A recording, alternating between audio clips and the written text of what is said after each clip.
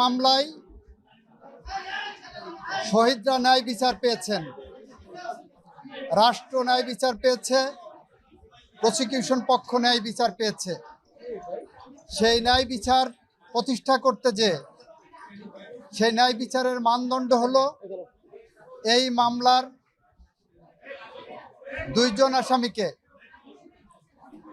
সর্বোচ্চ শাস্তি মৃত্যুদণ্ড দেওয়া হয়েছে।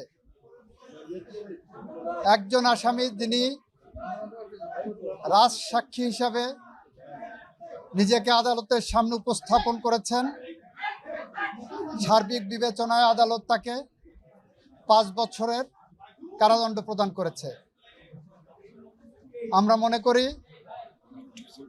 শহীদদের প্রতি, দেশের প্রতি, এদেশের মানুষের প্রতি, আইনের শাসনের প্রতি এবং আগামী প্রজন্মের প্রতি দায়বদ্ধতা পরিশোধের স্বার্থে এ রায় একটি যুগান্তকারী রায়।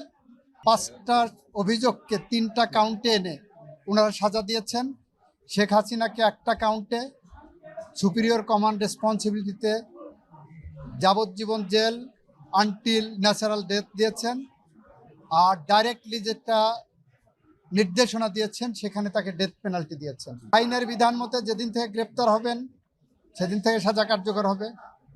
এটা রাষ্ট্র আইনিভাবে যা যা করণীয় সব করবে।